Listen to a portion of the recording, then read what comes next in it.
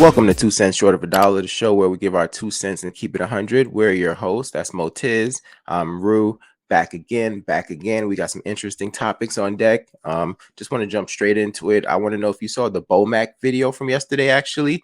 I know we try to get away from it because it's broken our hearts so many times. Spence and Crawford just keeps coming back. So I wondered, did you see that video? And if so, what are your thoughts on it? No, I haven't seen the video in full. So let me just go ahead and actually pull it up. Hold on. Yeah, and as you pull it up, while I was watching it, there was two things I was looking for, and that was just the content of what he was saying, as well as body language.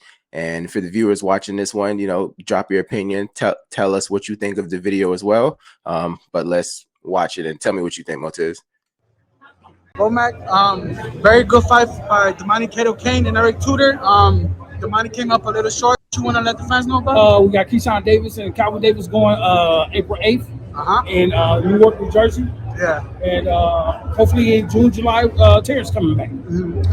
Any opponent that you could potentially... No, we're still working. Yeah. Is it true that he's personally talking to Errol Spence? Do you know anything about that?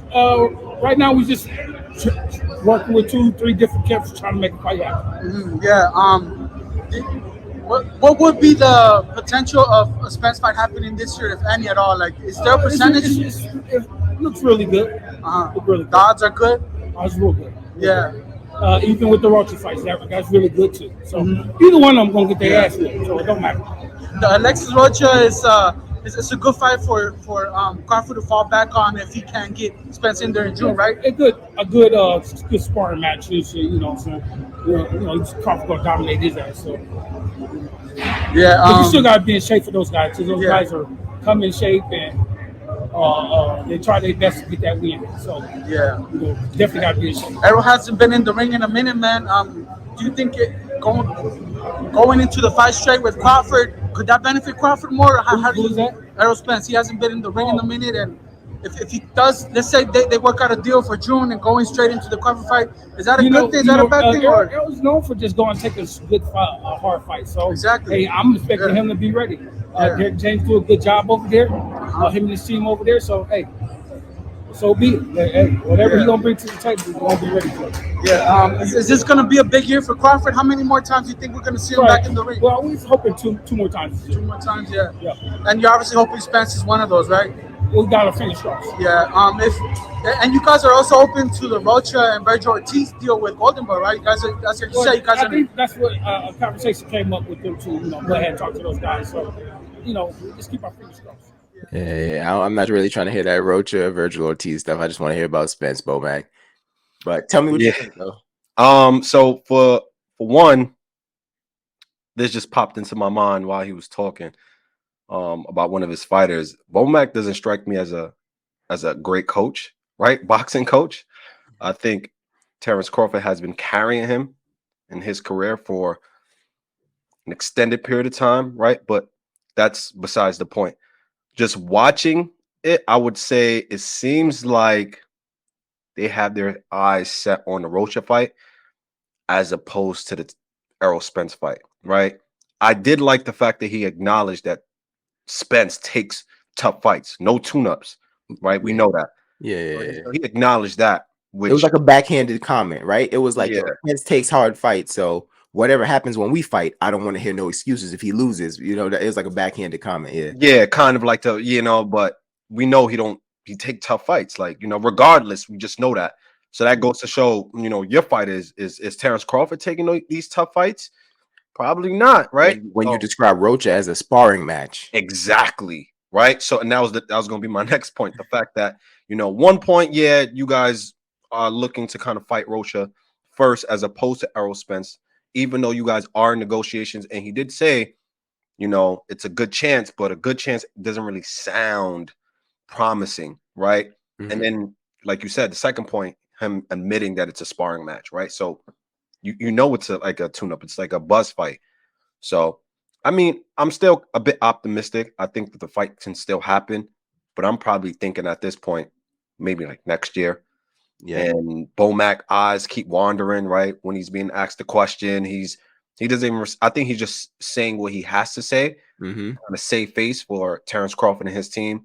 Honestly, man, I don't think they're really looking to prioritize the Errol Spence fight, in my honest opinion. I think that Errol Spence and his camp, I think they're pushing the needle more as opposed to Terrence Crawford. I think Terrence Crawford, like you mentioned, he doesn't need the Errol Spence fight. And that's because he's okay with not risking that fight because he knows deep down Errol Spence can beat him, right? Take away his O. So Yeah. I also thought the body language was very weird. Like you said, it was like some stuttering, some looking away, real tentative when the Spence comment came up. It could be just because, you don't want any like sensitive info to leak out, but it also could be that they're just not really confident in the fight, and like the rumors of them talking may not be true. There was a rumor before that Terrence Crawford accepted everything, but the fight still didn't take place. So it's like, I'm not really sure what's happening inside this camp, but it's recently I heard Sean Porter say something that was very interesting.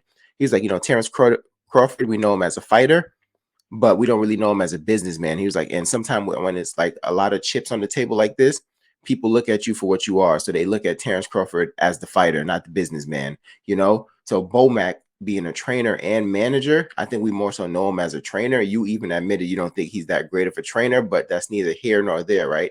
We don't really know him as a top tier manager, sealing these deals, helping getting these deals done, right? Right. So I think the entire camp, just their camp over there, it just makes me hesitant.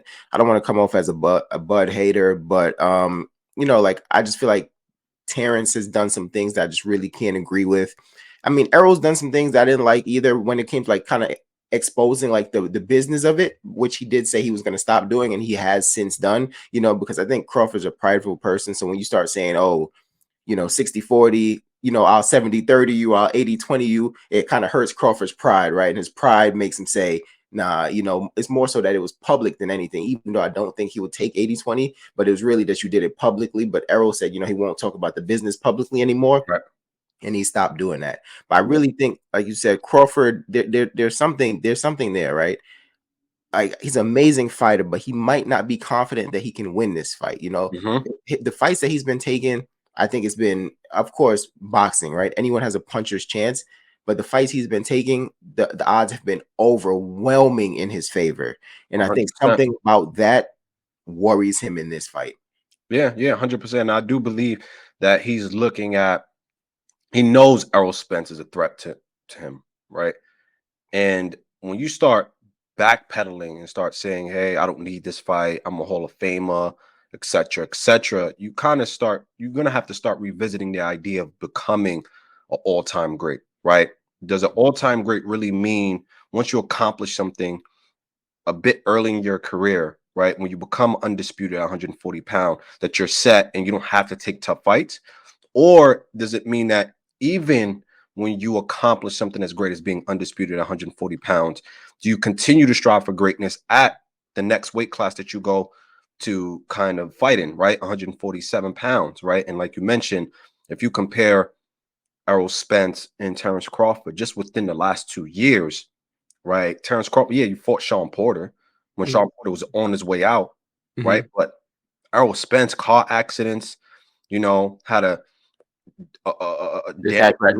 right? Like, and still took tough fights. You know what I mean? So it's crazy how you got one fighter continuously taking these tough fights, and you're taking kind of these good sparring matches. You know what I'm saying? And you can beat these fighters, but then yet you keep saying, "Hey, where's the big fish? I want to fight the big fish." But then your actions kind of show otherwise, especially after you see how Errol Spence dominated Ugas. Then all of a sudden, now when you're in negotiations with Al Heyman, you're also in negotiations with the Black app, right? Yeah. The individual. So BOK Prime, because I've heard of another app out there called the Black app, and I don't want to mix the two up. Oh, okay. All right. Yeah, thank you for correcting me, because I don't know about the sort of quote unquote Black app, but for the viewers out there, I mean, there might be some viewers out there that might know what you're talking about, right? You got me now. Oh, you figured me out. You fucking income fucking poop.